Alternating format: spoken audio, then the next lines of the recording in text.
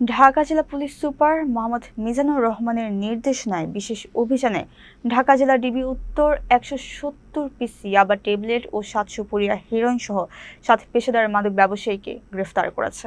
প্রথম অভিযানে ১৮ এপ্রিল বিকেল ৪:৩০টায় ডিবি উত্তরের অফিসার ইনচার্জ সাইদুল ইসলামের নেতৃত্বে SI Mohammad Abdul Muttalib Savar থানাধীন বক্তারপুর বেদেপল্লী থেকে মোহাম্মদ শাহিনকে ৩০,০০০ টাকা মূল্যের ১০০ পিস ইয়াবা সহ গ্রেফতার করেন। দ্বিতীয় অভিযানে একই রাত ৩:৩০টায় এসআই মোহাম্মদ শাহাদাত হোসেন সাভারের আকরান এলাকা থেকে মোহাম্মদ আলিম মোল্লা ও মোহাম্মদ আকাশকে ২১,০০০ টাকা মূল্যের ৭০ পিস ইয়াবা সহ গ্রেফতার করেন। তৃতীয় অভিযানে রাত 10:30টায় এসআই মোহাম্মদ মতিউর রহমান আশুলিয়ার জামগড়া কাঠাওতলা থেকে মোহাম্মদ জসিম তালুকদার, মোহাম্মদ রেজাউল করিম, আকবর হোসেন ও নাজমুল হককে আনুমানিক ২,১০,০০০ টাকা মূল্যের ৭০০ পুরিয়া হেরোইন সহ গ্রেফতার করেন। গ্রেফতারকৃত ৫ নং আসামির বিরুদ্ধে একটি মাদক মামলা রয়েছে। সবার বিরুদ্ধে মাদকদ্রব্য নিয়ন্ত্রণ আইনে মামলা দায়ের করে আদালতে প্রেরণ করা হয়েছে।